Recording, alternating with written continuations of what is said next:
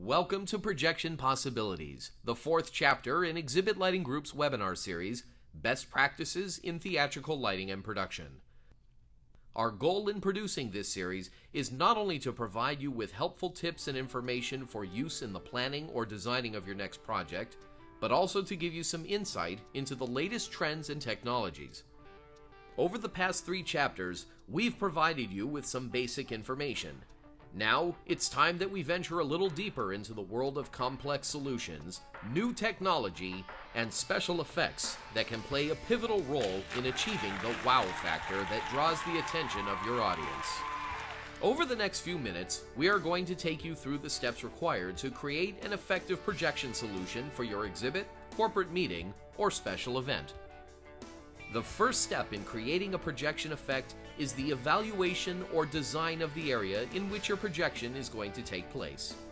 Here are a few points that would need to be considered when engineering a design with a projection effect. First, provide an area sufficient enough in size that your audience will effectively see your projection effect. Next, you must ensure that you're providing a suitable position to project both to and from. Also, ensure that ambient or existing light can be controlled or minimized to complement your effect.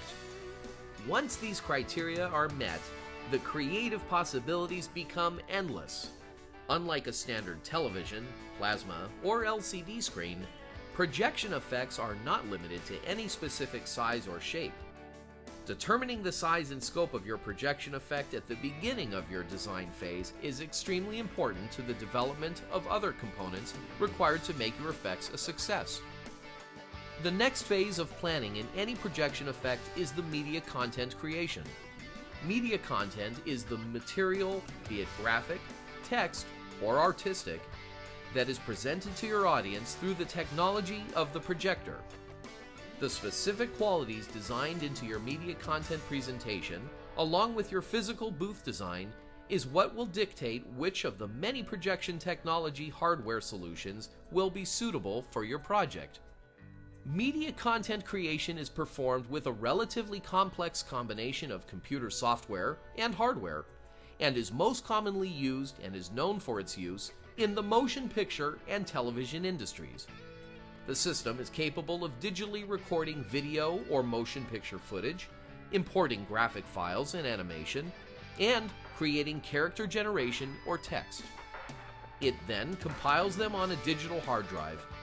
Because each piece is now in digital form, it can easily be combined, edited, enhanced, and manipulated to create the exact piece of visual art that you desire. The completed project can then be exported or rendered into virtually any type of playback collateral required.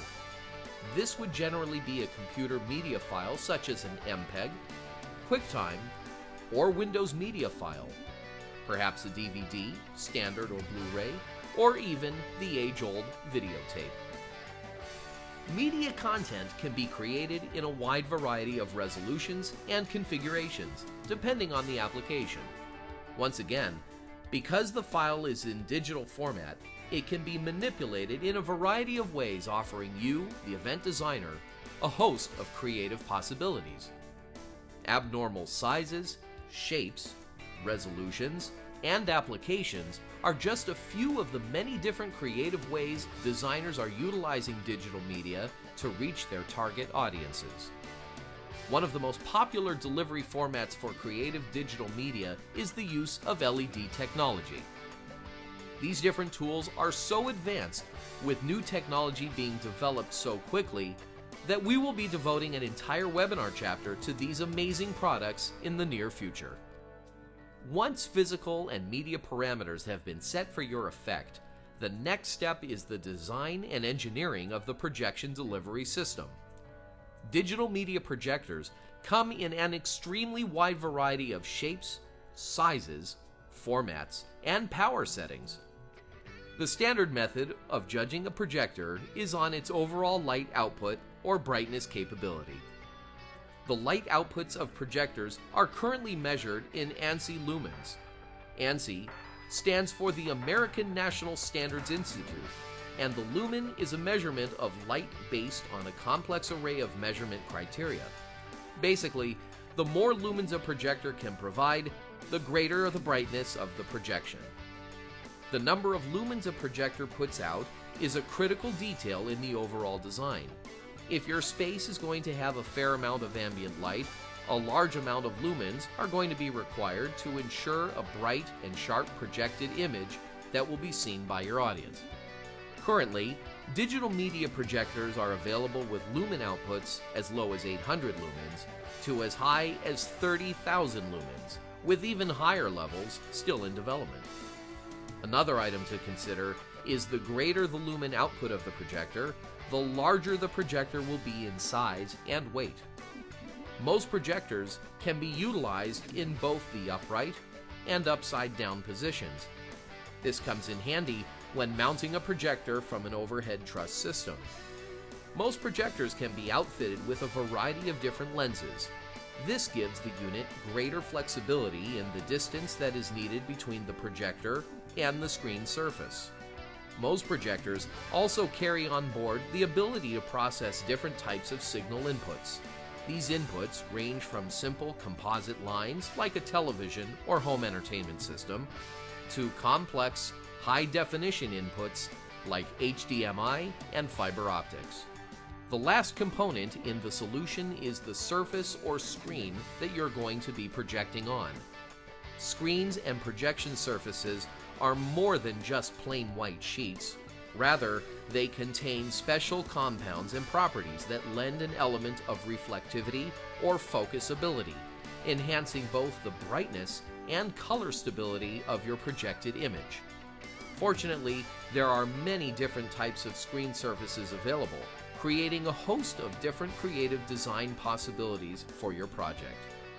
The most common differentiation is front projection versus rear projection. Both are equally as effective as the other. The only difference is the placement of the projector, either in front or behind the screen surface, and of course, the type of screen material used. Rear projection screens are designed to allow as much light as possible through to your audience, while front projection screens are designed to reflect as much possible to your audience.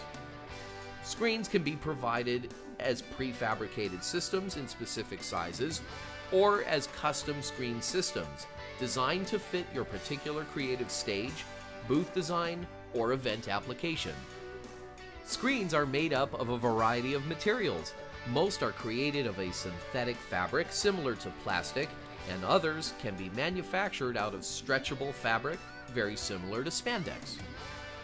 Screens have been built into inflatable structures or have been incorporated into hard properties with the use of special screen reflective paint. A unique application is rear projecting onto a piece of clear glass. For this effect, a special film is applied to the surface of the glass that helps capture the projected light while shutting out or redirecting the unwanted ambient light. With so many opportunities to be creative, it is now more essential than ever to consult your lighting and production partner early in the design process. This will help assure that you have the technical expertise required for the success of your project and that you are considering the wide variety of projection possibilities. Thank you for watching Projection Possibilities. Subsequent webinar chapters will be released and available for download monthly through December and will include topics such as new technology, design trends, and practical applications. We always look forward to and appreciate your feedback. If you have any comments or suggestions, send an email to lightingguy@exhibitlightinggroup.com.